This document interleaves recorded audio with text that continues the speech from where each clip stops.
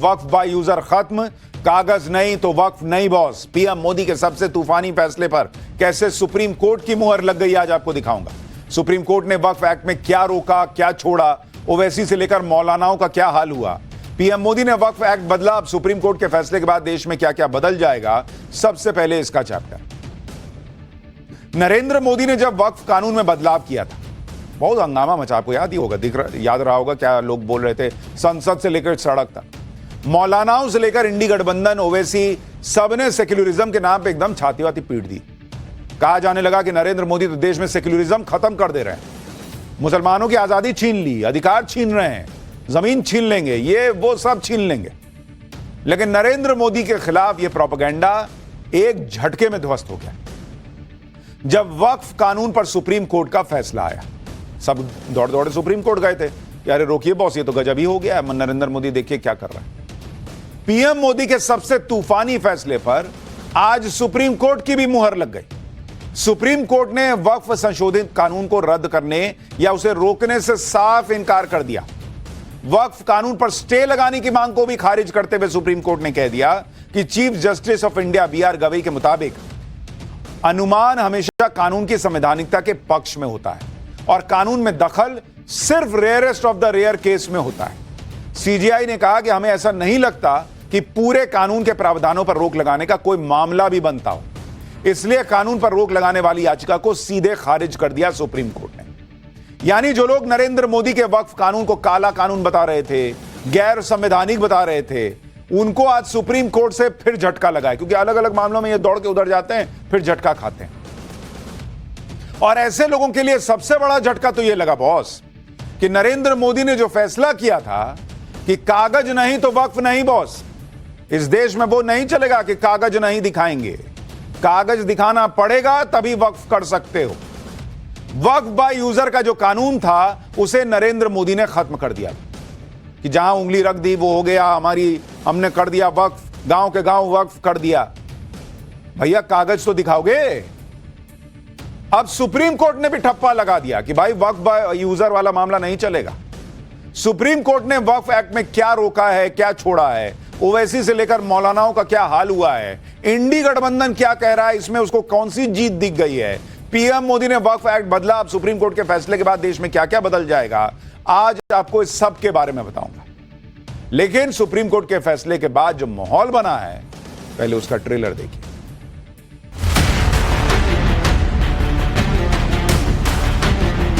वक्फ amendment act में जो प्रावधान है वो संपूर्ण रूप से पूरे मुस्लिम कौम के लिए फायदा पहुंचाने वाला है।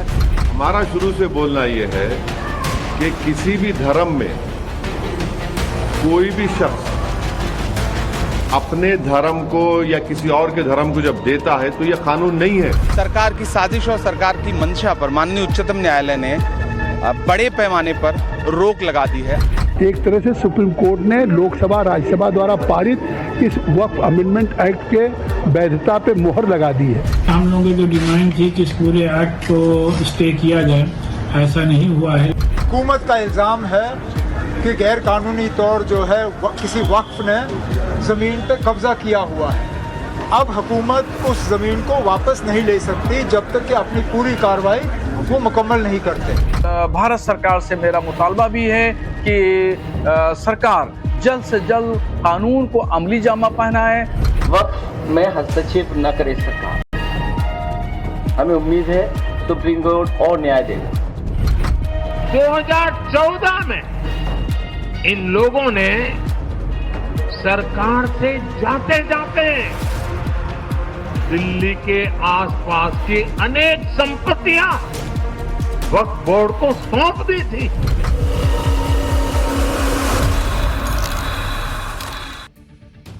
नरेंद्र मोदी के वक्फ कानून पर बड़ी बात यह है कि सुप्रीम कोर्ट ने इस पर रोक नहीं लगाई। जो लोग इसे असंवैधानिक कह रहे थे, काला कानून बता रहे थे, उन्हें तगड़ा झटका लगा कि कोर्ट ने ऐसी कोई बात नहीं कही। नरेंद्र मोदी ने वक्फ कानून में जो बड़े बड़े रिफॉर्म किए, वो सारे रिफॉर्म ऑलमोस्ट वैसे के वैसे ही सुप्रीम कोर्ट ने बरकरार रखे। और नरेंद्र मोदी ने क्या क्या बदलाव किए थे और वो बदलाव सुप्रीम कोर्ट के फैसले के बाद भी कैसे जस के तस से, पहले आपको इसके बारे में बताता हूं। पहला बड़ा बदलाव जो नरेंद्र मोदी सरकार ने किया था कि वक्फ बाय यूजर की छुट्टी कर दी। इसकी अभी भी वापसी नहीं हुई। सुप्रीम कोर्ट ने भी कहा कि ना इसको वापस लाने की जरूरत नहीं है। दूसरा बड़ा बदलाव नरेंद्र मोदी ने किया था कि बोर्ड में गैर मुसलमानों की एंट्री का प्रावधान रख दिया था। सुप्रीम कोर्ट ने भी बरकरार रखा भाई कि गैर मुसलमान रहेगा वक्फ बोर्ड में। उल्टे कोर्ट ने गैर मुसलमानों की संख्या भी तय करके अपनी मुहर लगा दी कि भाई इतना तो रहना ही रहना होगा। तीसरा बड़ा बदलाव नरेंद्र मोदी ने किया कि वक्फ बोर्ड में महिलाओं को हक दो, बोहरा समुदाय के लिए अलग से वक्फ बोर्ड बनाओ। ये सारे बदलाव भी जस के तस रहेंगे, कोर्ट ने इनको भी नहीं छेड़ा कि ना ठीक काम है, रहने दो। चौथा बदलाव, सरकारी संपत्तियों से भी वक्फ का कब्जा हटाने के लिए प्रावधान किए, नए कानून में नियम बनाए और उन नियमों पर कोर्ट ने रोक नहीं लगाई। पांचवा बदलाव, एएसआई की जो संपत्ति होती है उसको वक्फ के कब्जे हटाने के लिए नए नियम बनाए गए उस पर से, उन नियमों को भी कोर्ट ने नहीं हटाया। यानी कुल मिलाकर मोटा मोटी जो बदलाव नरेंद्र मोदी सरकार चाहती थी इस देश में, न सिर्फ गैर मुसलमानों को बल्कि गरीब मुसलमान, उसकी जमीन भी लोगों ने उठा के वक्फ कर दी, उसको भी कब्जा लिया वक्फ के नाम पर। वो खत्म होना चाहिए। वक्फ बोर्ड में जो कुछ लोगों का कब्जा है वो कब्जा खत्म होना चाहिए। सबको मौका दो, सबका रिप्रेजेंटेशन दो, महिलाओं को भी लाओ। तो जो बदलाव मोदी सरकार ने किया लगभग सारे वो बदलाव कोर्ट में भी मान लिए गए और कोर्ट ने उनमें से ज्यादातर चीजों पर रोक नहीं लगाई। किस पे लगाई वो आगे बताऊंगा। सबसे बड़ी बात जो रही कि वक्फ बाय यूजर के जिस प्रावधान को नरेंद्र मोदी ने रद्द किया था, उस प्रावधान की वापसी सुप्रीम कोर्ट के फैसले के बाद भी नहीं हो पाई। यानी नरेंद्र मोदी का यह फैसला सुप्रीम कोर्ट और संविधान के टेस्ट में पास हो गया। वक्फ बाय यूजर का मतलब ऐसी संपत्तियों से है जिनका लंबे समय से धार्मिक या धर्म के कार्यों में इस्तेमाल हो रहा होता है और इस वजह से उन्हें वक्फ की संपत्ति मान लिया जाता है कि नहीं, बहुत दिन से हम कर रहे हैं तो ये वक्फ कर दिया हमने। मान लीजिए कोई जमीन है, आपने कहा हम बहुत दिन से यहां नमाज पढ़ रहे हैं, हम बहुत दिन से यहां पे कोई कार्यक्रम कर रहे हैं, धर्म का कर रहे हैं, अब ये वक्फ कर दिया मैंने, तो वक्फ बाय यूजर हो गया, वक्फ बाय यूज हो गया। भले ही औपचारिक दस्तावेज हो ना हो फर्क नहीं पड़ता था। वक्फ संशोधन कानून में वक्फ बाय यूजर के प्रावधान को ही हटा दिया गया कि बहुत ऐसे कैसे चलेगा, कागज है ये नहीं, आप कह रहे कि नहीं हम तो कर दिए तो कर दिए। तो याचिकाकर्ताओं ने इसका बड़ा विरोध किया कि अरे वक्फ बाय यूजर कैसे हटा दीजिएगा, ये तो मुसलमानों के साथ अन्याय हो जाएगा। सुप्रीम कोर्ट ने वक्फ बाय यूजर के कॉन्सेप्ट को सही नहीं माना और कहा कि कई बार इसका गलत प्रयोग होता है, इसलिए वक्फ बाय यूजर पर रोक जारी रहेगी। कोर्ट ने कहा कि वक्फ का कानून 1923 से है, अगर मुतवल्ली ने 102 साल से वक्फ का रजिस्ट्रेशन नहीं कराया जैसे पहले के कानून में प्रावधान था, तो वो कैसे दावा कर सकता है बॉस कि बिना रजिस्ट्रेशन के भी वक्फ संपत्ति मानी जाएगी। इतने साल से आप रजिस्ट्रेशन नहीं करा रहे हैं और आप कह रहे हैं कि ना हम तो कराए भी नहीं, कागज भी नहीं दिखाएंगे, हमने कह दिया वक्फ तो वक्फ। सुप्रीम कोर्ट ने कहा कि ऐसा नहीं चलेगा, कानून में जो है वो आर्बिट्रेरी नहीं है।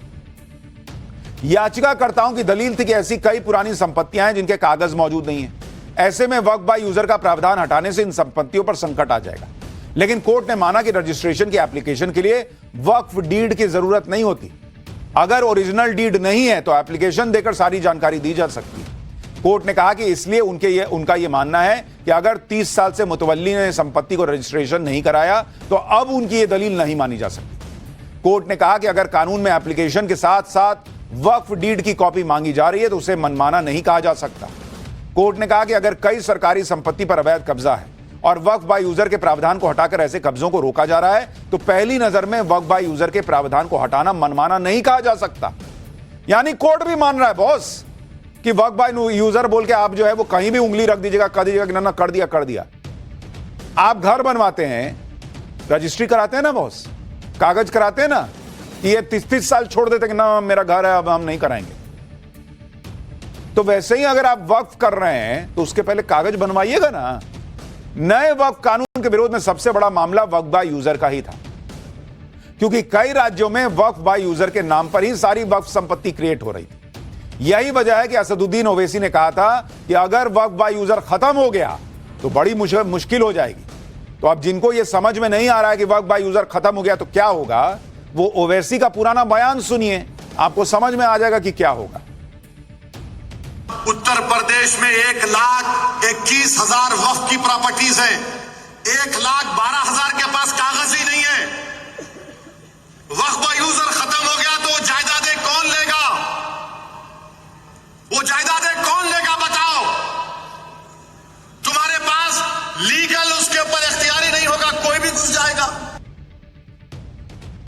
असदुद्दीन ओवैसी खुद बता रहे हैं कि यूपी के अंदर 1,12,000 से ज्यादा ऐसी संपत्तियां हैं जिनके कागज नहीं है।